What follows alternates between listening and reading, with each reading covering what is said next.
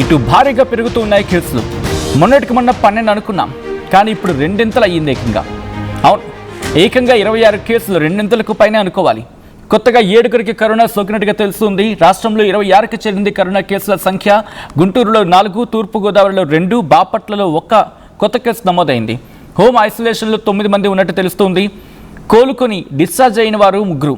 కరోనాతో హాస్పిటల్లో 10 మంది ప్రస్తుతం ట్రీట్మెంట్ తీసుకుంటున్నారు. కరోనాతో ఇప్పటివరకు 4 మృతి చెందగా ప్రస్తుతం ఆ అంశం కలవరపరుస్తోంది. ఎందుకంటే 12 మంది అనుకున్నప్పుడే 4 మరణాలు నమోదయ్యాయి. ఇప్పుడు ఆ సంఖ్య 26కి చేరింది. దీంతో ఆందోళన కలుగుతోంది. ప్రజలు అప్రమత్తంగా ఉండాలంటూ వైద్య ఆరోగ్య శాఖ ఇప్పటికీ సూచనలు, ఇన్ఫాక్ట్ డైరెక్షన్స్ పంపించడం జరిగింది. ప్రజలు అప్రమత్తంగా లేకపోతే ఇది కాస్త ప్రమాదకరంగా మారే అవకాశం ఉంది. కాబట్టి ప్రజలు కాస్త జాగ్రత్తలు పాటించాలంటూ కూడా ఆరోగ్య శాఖ ఇప్పటికే చెప్పుకొచ్చింది. దానికి సంబంధించిన బిగ్ బ్రేకింగ్ న్యూస్ చూస్తున్నారు. కరోనా కేసులు పెరుగుతున్నాయి, అది ఆందోళన కలిగిస్తుంది. ఇటు ఆంధ్రప్రదేశ్లో కరోనా కేసుల సంఖ్య రోజు రోజుకి పెరుగుతుంది. ప్రస్తుతం ఎటువంటి పరిస్థితి ఉంది అంటే RF5 వేరియంట్గా చెబుతూ ఉన్నారు. RF5 వేరియంట్ ప్రభావం ఏ మేరకు ఉంది, దాంతోపాటు వైద్య ఆరోగ్య శాఖ ఎటువంటి అలర్ట్లో ఉంది, ఎటువంటి చర్యలకు దిగడం జరిగింది, ప్రస్తుతం కరోనా కేసుల సంఖ్య ఏ మేరకు ఇంకా పెరిగే అవకాశం ఉందని చెప్పి అంచనాలున్నాయి. దీనికి సంబంధించి డీటెయిల్ ఇన్ఫర్మేషన్ తెలుసుకుందాం. మా AP input editor Krishnamohan updates అందించేందుకు సిద్ధంగా ఉన్నారు. కృష్ణమోహన్, ఇటు ఆంధ్రప్రదేశ్లో కరోనా కేసుల సంఖ్య రోజు రోజుకి పెరుగుతూ ఉంది. ఇప్పటికి 26 చేరుకుంది సంఖ్య అంటే ఆ తీవ్రతను అర్థం చేసుకోవచ్చు. వైద్య ఆరోగ్య శాఖ ఏమంటుంది, ఎటువంటి అలర్ట్లో ఉంది, ఎటువంటి ఏర్పాట్లు చేయడం జరుగుతోంది కరోనా నియంత్రణకు? రాష్ట్రంలో కొత్తగా మరో 7 కరోనా కేసులు అయితే నమోదైన పరిస్థితి కనపడుతుంది. గుంటూరులోనే 4గురికి పాజిటివ్, గుంటూరు జిల్లాలో 4గురికి, తూర్పుగోదావరిలో 2, బాపట్లలో 1 కేసు రికార్డ్ అయినట్టు రాష్ట్ర వైద్య ఆరోగ్య శాఖ తెలుస్తున్న పరిస్థితి. తాజా తేదీల్లో ఇప్పుడు జరుగుతున్న పరిస్థితిలో రాష్ట్రంలో మొత్తం కూడా 26కి ఈ కరోనా కేసులు పెరిగినట్టుగైతే మనకి అర్థమవుతుంది. గతంలో ఇప్పటి వరకు కూడా 145 మందికి పరీక్షలు నిర్వహించారు. వీటిల్లో మంగళవారం సాయంత్రం ఒక ప్రకటన విడుదల చేస్తున్నారు. దీంట్లో కడప జిల్లాలో అత్యధికంగా 8 కేసులు నమోదైన పరిస్థితి. గుంటూరులో 6, తూర్పుగోదావరిలో 3, కాకినాడ, బాపట్ల 2 కేసులు వెలుగు చూస్తున్నాయి. విశాఖపట్నం, ఏలూరు, నెల్లూరు, NTR, పార్వతీపురం, మన్యం జిల్లాల్లో 1 కేసు చొప్పున నమోదైంది. ప్రస్తుతం ఆరోగ్య శాఖ చెప్తున్న లెక్కల ప్రకారం 10 మంది ఆసుపత్రుల్లో చికిత్స పొందుతున్నారు. 9 మంది హోమ్ ఐసోలేషన్ లో ఉన్నారు. 3 కోలుకొని డిశ్చార్జ్ అయ్యారు. అయితే ఇప్పటి వరకు మనకి గణాంకాలు అందించిన ప్రకారం 4 మృతి చెందిన పరిస్థితి మనం చూసాం. మనకి ఒక 3 రోజుల ముందు నుంచి అయితే కొంత పర్వాలేదు, తగ్గింది, వేరియంట్ భయపడాల్సిన అవసరం లేదు అని అధికారులు చెప్తున్నా, కానీ ఈ మృతులందరూ కూడా కరోనా నిర్ధారణ కాకముందే వాళ్ళకి వేరే రకాల అనారోగ్య సమస్యలతో వాళ్ళు మృతి చెందారు అనేది ప్రభుత్వం అయితే చెప్తుంది. కానీ కేసులు మాత్రం రోజు రోజుకి పెరుగుతున్న పరిస్థితి.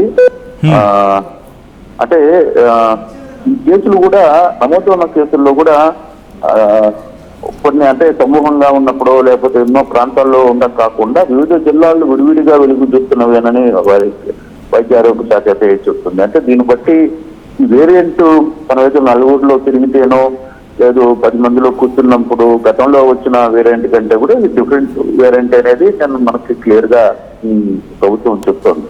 అయినప్పటికీ కూడా దాదాపుగా ఒక రోజే 7 కేసులు నమోదైన పరిస్థితి మనం చూసే. మొత్తం ఇప్పుడు ఆంధ్రప్రదేశ్ లో 26 కేసులు మనం చూస్తున్నాం. ఇప్పటికీ 4 చనిపోయారు. తర్వాత 10 మంది ఆసుపత్రిలో చికిత్స పొందుతున్నారు. 9 మంది హోమ్ ఐసోలేషన్ లో ఉన్న పరిస్థితి. కొంత 3 డిశ్చార్జ్ అయ్యారు. ఇవన్నీ కూడా ఎక్కడికక్కడ ఏర్పాట్లు ప్రభుత్వం చేస్తోంది. మరోవైపు కొంత అలర్ట్ గానే కనపడుతుంది ప్రభుత్వం. కానీ ఇప్పటి వరకు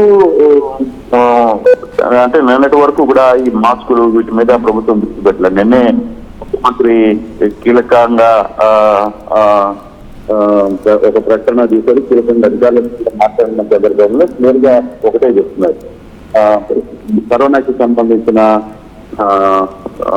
కొన్ని మందులు లేదు, తర్వాత వాళ్ళకి కావాల్సిన మాస్కులు వీటన్నింటిని కూడా ఎక్కడికక్కడ తీసుకుంటే అని చెప్పి ప్రభుత్వం ఈ శాఖకు చెప్పిన పరిస్థితి చాలా స్పష్టంగా కనపడుతుంది. రెమిడిసివిర్ లాంటి మెడిసిన్స్ కూడా కొనాలని కూడా ప్రభుత్వం చెప్పింది. ఇప్పుడు దాకా అవి వైద్య శాఖ దగ్గర లేకపోవడం పట్ల కొంత ముఖ్యమంత్రి ఆహారం మీద కూడా కొంత ఇప్పుడు వరకు కూడా రెమిడిసివిర్ లాంటి మీరు ఎందుకు తెచ్చుకోలేకపోతున్నారు, ఎందుకు తెప్పించుకోలేకపోతున్నారు అని కూడా ఆయన మాట్లాడినట్టుగా సమాచారం. కొంత ప్రభుత్వం అయితే అప్రమత్తం అవుతుంది. బహుశా 2-3 రోజుల్లో దానికి సంబంధించిన ఇతర ఎమర్జెన్సీకి అవసరమైన కొన్ని మెడిసిన్స్ కూడా, కరోనాకు సంబంధించి మెడిసిన్స్ కూడా ప్రభుత్వం ఇప్పటికిప్పుడు తీసుకోవాలనే ఒక ప్రయత్నం అయితే క్లియర్ గా చేస్తుంది. బట్ ఎంతవరకు ఈ ఆహారంలో అంటే ఇప్పటికి మనం చూస్తున్న ఇష్యూస్ లో మాత్రం ఎక్కడ చూసినా కొంత ఈ కరోనాలో ఇబ్బంది పడి ఉంటుంది. గతంలో కంటే కూడా ఇప్పుడు కొంత పరిస్థితులు వేరుగా ఉన్నాయి. ఈ వేరియంట్ కూడా డిఫరెంట్ గా కనబడుతుంది అనేది అధికారులు చెప్తున్నారు. ఎక్కడ మిగతా ఇష్యూస్ లాగా లేవు, దీంట్లో కొంత ఆందోళన చెందాల్సిన పని లేదని కూడా చెప్తున్నప్పటికీ సరే ఏదైనా కొంత అప్రమత్తం అయితే ప్రభుత్వం. ఎగ్జాక్ట్లీ, అంటే ఈ 4 మరణాలు నమోదైన సందర్భంలో అంటే 12 కేసులు ఉన్నప్పుడు 4 మరణాలు నమోదయ్యాయి అంటూ కూడా చెప్పుకొచ్చిన సందర్భం. ఇప్పుడు మరణాల సంఖ్య ఏమైనా పెరిగిందా, లేకపోతే కరోనా కేసెస్ మాత్రమే పెరుగుతూ ఉన్నాయా? లేదు, కేసులు మాత్రం పెరుగుతున్న పరిస్థితి మనం చూస్తున్నాం. చెప్తే ఇంకా మరణాలు పెరగల. మరణాలు కూడా దాని మీద కొంత లోతుగా విచారణ చేశారు. అసలు ఏంటి, ఎందువల్ల మరణాలు జరుగుతున్నాయి, అంటే ప్రాబ్లం ఏంటి అనే దాని మీద కూడా కొంత చర్చ జరుగుతున్నప్పుడు క్లియర్ గా దానికి సంబంధించి కొంత ప్రభుత్వం సైడ్ నుంచి కొంత పూర్తి వివరణ తీసుకునే ప్రయత్నం కూడా చేశారు. ఇప్పటికీ దాదాపుగా 15 ఆసుపత్రుల్లో 255 పడకలు పరిస్థితి, ఒక 10 లక్షల మాస్కుల్ని అందుబాటులోకి తీశారు. రెమిడిసివిర్ అలాంటి ఇంజక్షన్స్ కూడా ఎప్పటికప్పుడు తీసుకోవాలని చెప్పిన పరిస్థితి ఉంది. కొంత ప్రభుత్వం అయితే అప్రమత్తం అయింది. కరోనాకి సంబంధించిన ఆహారంలో ఎక్కడ అశ్రద్ధ చూపద్దు అనేది నిన్న అధికారులతో మాట్లాడినప్పుడు కూడా క్లియర్ గా ఇదే ఆహారాన్ని చెప్పిన పరిస్థితి. అయితే ఏ విధంగా మందిని పూర్తిగా ఈ 17 ఆసుపత్రుల్లో 250 పడకలు అయితే సిద్ధం చేశారు, కానీ అంత లెవెల్లో లేదు.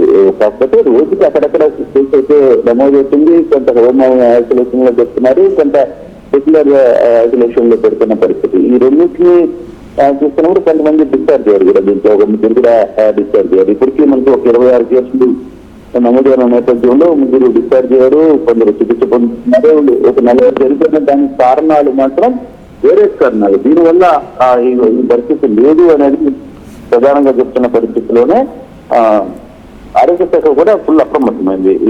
ఎటువంటి చర్యలు తీసుకోవాలి, ఏంటి వాళ్ళతో ఏం పరిస్థితులు ఉన్నాయనే దాని మీద కూడా కొంత పూర్తి స్థాయిలో అప్రమత్తమైంది అనేది మనం చెప్పాలి. రైట్ కృష్ణమోహన్.